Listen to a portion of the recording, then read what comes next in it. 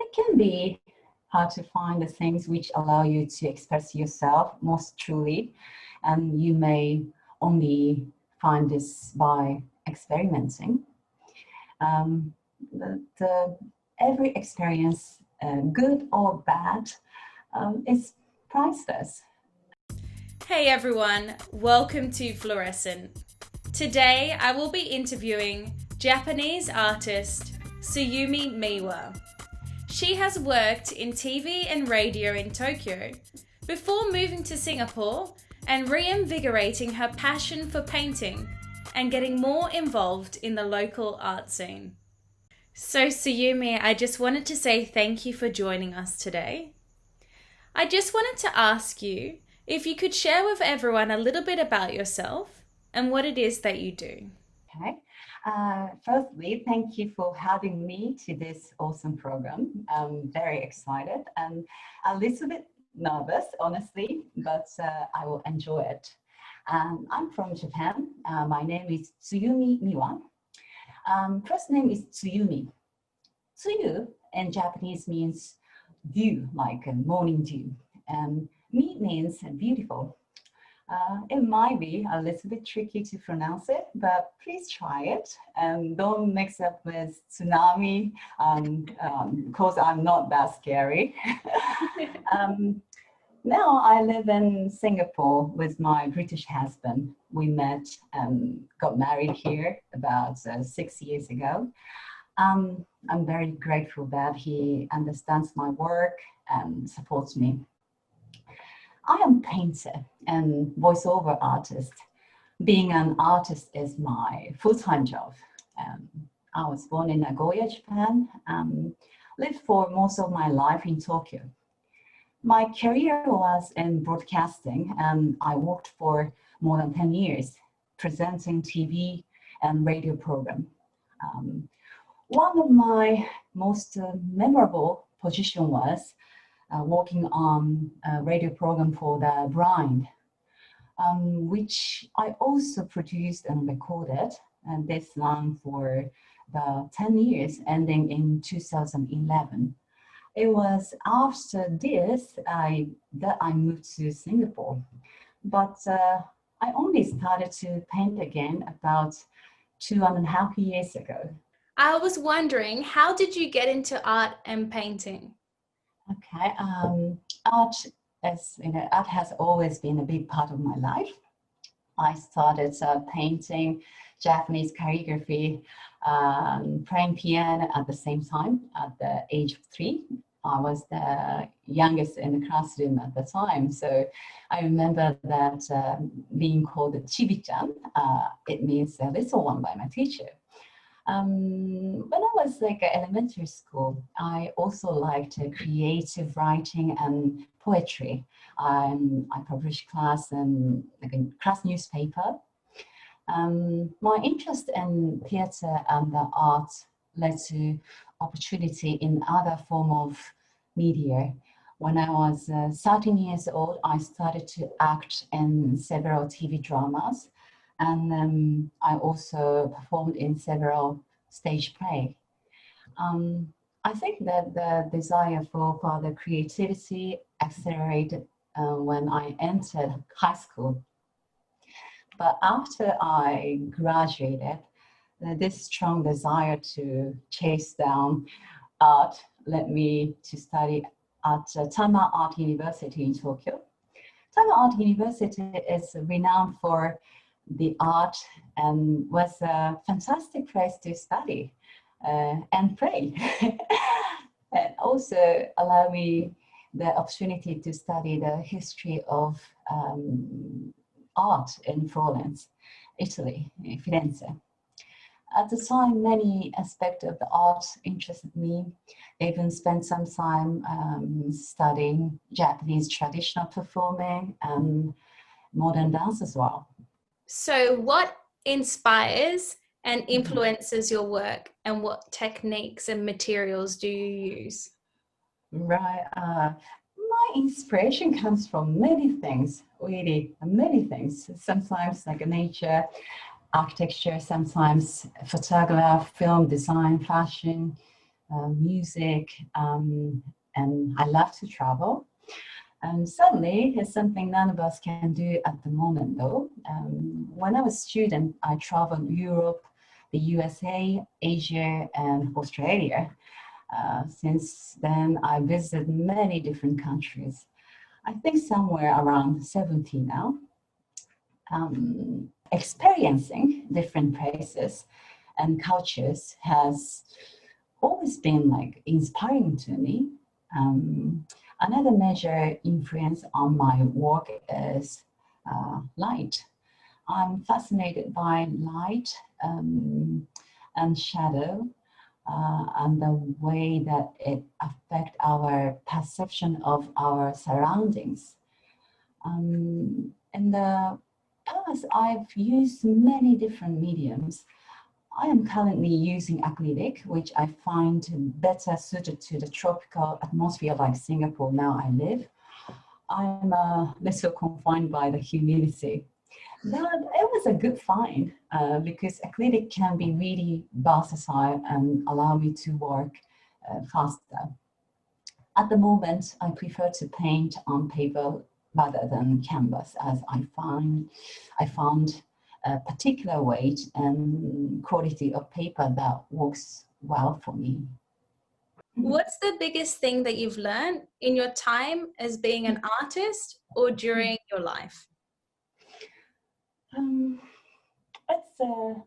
it's strange for a painter who relies on visual appeal to say this, but what's invisible is what moves me. Artists like me who draws realistic painting is often thought of as part of like a visible, superficial copying process. But in reality, I'm working on the invisible emotions and words. The forms and the accuracy are important, and the skill can somewhat be mastered through technique. But what I've learned is the real skill is to be able to capture emotion and story and feeling into that reality. Sometimes it is look of affection, sadness, or joy, something that touches the heart of the viewer. To succeed in making the viewer feel something requires more than just the ability to copy or reproduce. To capture that requires some depth of understanding of people and humanity, as well as artistic skill. So that journey is ongoing. What advice would you give to other creatives and emerging and aspiring artists? Sometimes life begins at the end of your comfort zone. So try a wide range of things, visit new places, be authentic, follow your intuition. It can be hard to find the things which allow you to express yourself most truly, and you may only find this by experimenting. But every experience, good or bad, is priceless. That can be hard, especially when you have started to develop a style in one medium. Often there are things that I want to try that are quite different to what I'm doing today. But moving into the unknown can be quite unnerving. My advice would be to shed a strong spotlight on the moment. If you have any interest, take a step forward. If you're happy with the result of your work and that work is true to you, then I think you are moving in the right direction. Experience will teach you and force you into being more of who you are. What are your hopes for the future? And Uh, what do you hope for the creative industry well, post-COVID and for the world? hmm. I think we will all be hoping for a rapid end to the spread of COVID-19 and the suffering that is happening around the world. But even after we are free from the virus, we will be left with many questions about the way you live and work, the way we treat environments. One thing that has happened is that the restrictions have enforced the world to slow down a little in some way, facing us to take time to recognize and appreciate the little things. If we can reflect more on what is important, it may give us all a better peace of mind, that's I feel. And I want the world to be more accepting and loving. The adaptation for the art society during social distancing restriction has very hard, especially for performing art. I've been seeing some really great innovation with virtual galleries and virtual film festival, and also Zoom concert. Um, but there is nothing that beat the in-person experience with art to engage more of the scenes.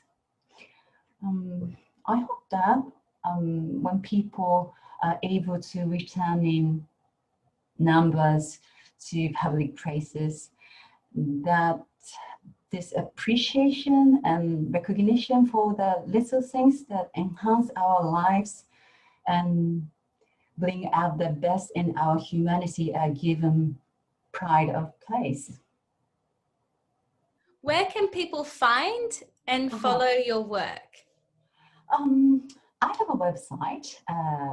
The address is www.heymiwa.com.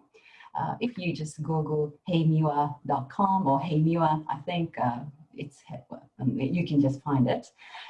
From there, you can also find me on Instagram, Facebook, and Twitter. If you are in Singapore, please visit Goodwood Park Hotel.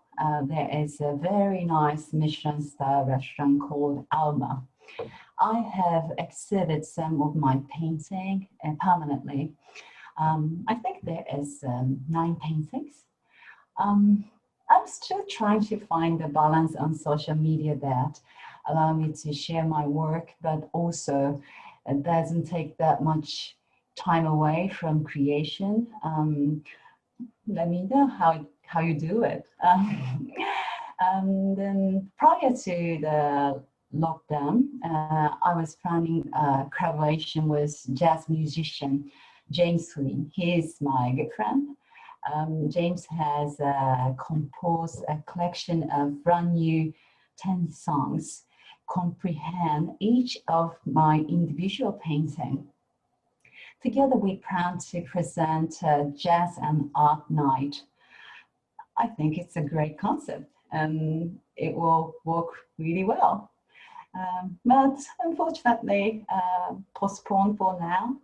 I'm hoping we can still do it before too long. I will update on my website, so please keep an eye on it.